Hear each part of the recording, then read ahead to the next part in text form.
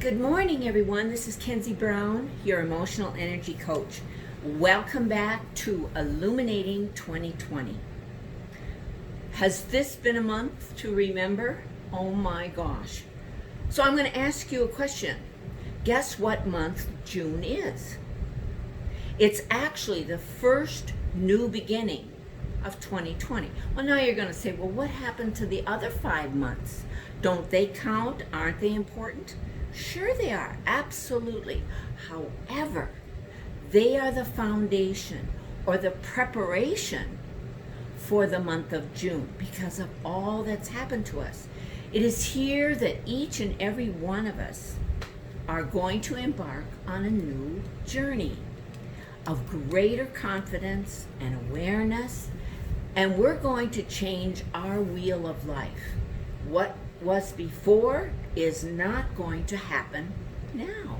We're going to change things. It's time to soar much higher. Now, you might ask a couple of questions along this line. What do I need to do to make June a turning point of new beginnings for myself? I'm not going to answer that one. That's a very personal, insightful question that you need to ask yourself. But the second question is, what do I need to watch out for so I don't sabotage my growth and movement forward? Now that one I'll give you a little insight on. Now this is my point of view, of course. You each have your own direction that you want to go. If you choose to try to recreate what you had before, that is sabotaging yourself.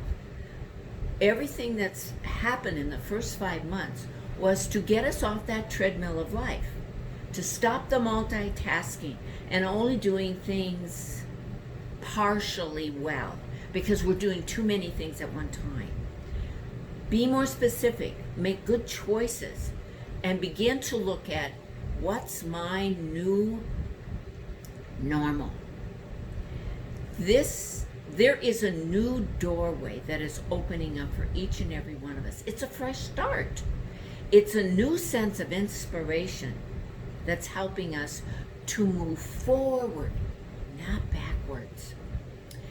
We've all been taking our puzzle pieces and we've been reorganizing them and adjusting them. Hopefully, you've thrown a few out and you brought a few new ones in, because this is more about opening your heart and more inspiration about how you want to do that. And part of that is being of service to others. It's your own personal leadership that will begin to shine if you start to do that. Be your own pioneer in your life and begin to engage in this new beginning. Now, June is the beginning of many, many eclipses and solstices. Because of these celestial alignments, we are being assisted to move up in our personal and collective awakening. Eclipse and solstices have a benefit for each and every one of us. There's been this tremendous amount of chaos that all of us have been experiencing, and that chaos is part of the shift in consciousness that is paving the way for something much bigger, much greater for each and every one of us. It's a month where you begin to acquire more loving and caring relationships with everyone. Now the next 6 weeks, I would say go back a couple weeks in June and then move forward from there, will be one of the most transformational times or days that we've experienced in a long time. Part of that is because of the eclipses that we're experiencing. An eclipse brings the hidden truths to light. It reveals those things that we tend to bury over periods of time, and it helps to bring it up from the depths and reveals that shadow side. So it's really time to heal those hidden truths and bring greater awareness to so many of our dark aspects of our society, our history, as well as the suppression of so many humans. June also brings us retrogrades. Right now, we're in Mercury Retrograde, and I think it goes a couple weeks into July. But during this time, there are 6 other planets within our solar system that are also in retrograde. Every time a planet or our planet goes into retrograde, if you remember, that's a slowing down. It gives us time to reevaluate what's transpired over the last 3 months. Well, let's go a little farther. Let's say the last 5 months. What has gone on? What have you changed? What do you need to reevaluate? What do you need to let go of and move forward on? It's a very, very reflective time of our past so that we can make better choices in our future. It's really a mystical moment in which the veil lifts or becomes very, very thin so that you can see the light as well as the shadow side. It's time for us to hit our reset button of intentions. What did you think about in January for the first of the year? I betcha we're going to go in a different direction. I sure am. So I'm resetting my intentions for the rest of the year and whatever will come in 2021. The pendulum of life is swinging very broadly. So it's giving you great opportunity to observe, take a look at things. What do I want to change? Now, these little series that I'm doing, I read a lot and get a lot of excerpts that I can sort of take the topics from and give you some insight on. This next portion, I have to say, is my own personal approach. I would have to say we are in a time of extreme uncertainty, something that most humans run from. They don't like anxiety, they don't like uncertainty. Why? Because it creates fear, and the fear is because we lack control. When everything happened in March, or the end of February, people got very nervous. This was all new. They didn't know where to go, what to do. So they created their own pandemic, buying water, toilet paper, and paper products. And they started hoarding. Most of that was fear. No one told us that needed to be done, but that was the fear of the unknown. And what's around the corner? Nobody knew. So they had to do something where they felt like they were being preparatory for whatever was about to come. As each state slowly reopens its doors to greet each other, many of us are feeling a little fearful. How do we keep ourselves safe? How do we stay healthy? How do we start the schools all over again? There's so many unknown answers. Everything we have known, experienced in the past, and have done probably will not return again. There will not be the old norm. We have to recreate the new norm. And it leaves us not knowing just how to function. We're in a time of deep introspection. We will be learning more ways to communicate, how to be compassionate, how to nurture ourselves, find strength and vulnerability and understanding, as well as how to make this planet safe for all who inhabit it. There's a phrase that says, what I do to one, I do to everyone. If we're all one, we're all a piece of that pie. No matter what your race or nationality or religion is, we are all one.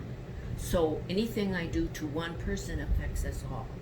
Every act where we disempower another human being is actually recreating, in my point of view, what we all went through as far as slavery is concerned back in the 1700s.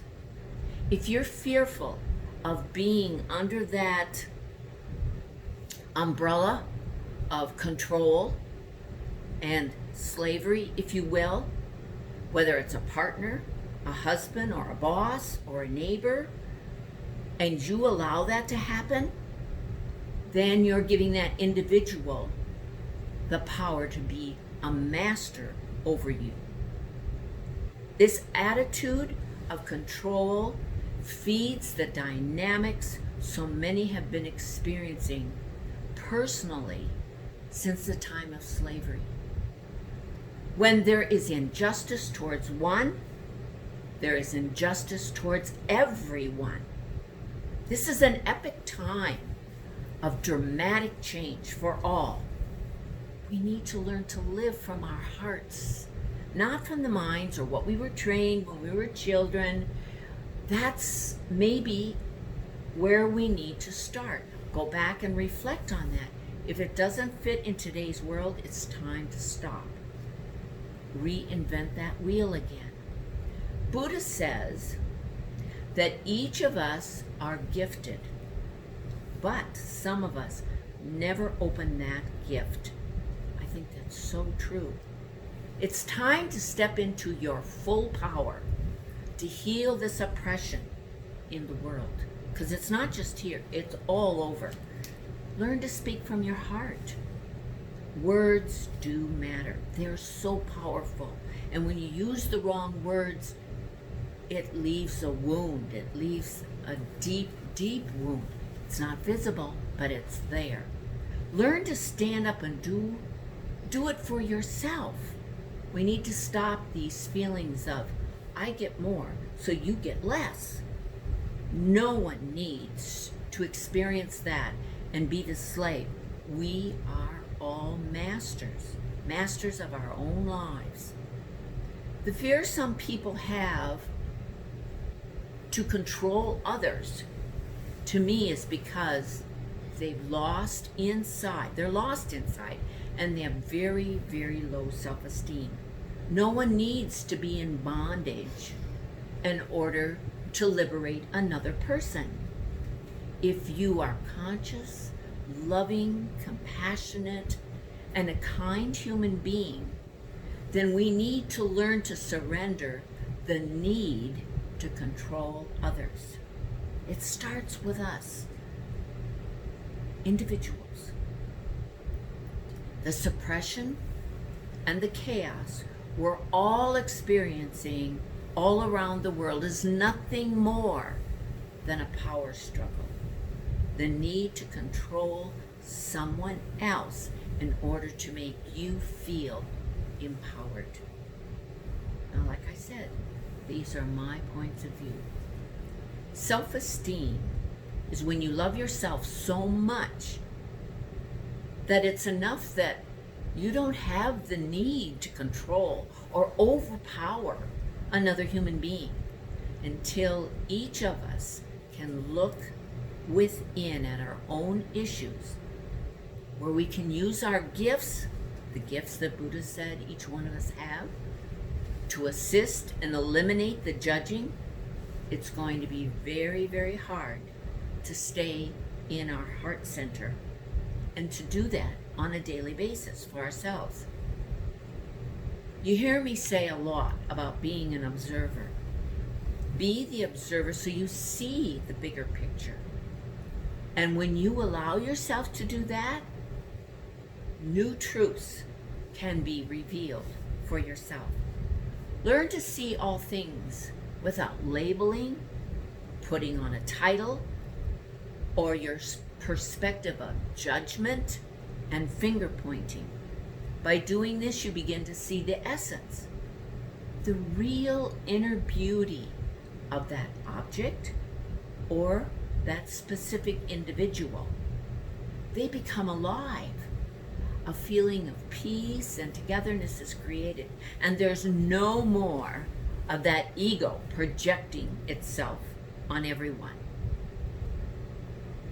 By being non-judgmental, we can see how everyone is playing their role in the plan to help all souls to rise up for liberty and for the oneness we truly desire.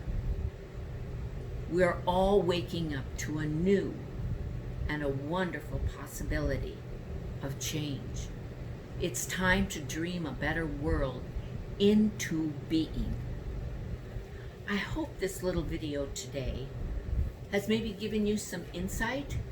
I'm not putting any statement on any one individual, but looking at the whole aspect, observing the whole aspect.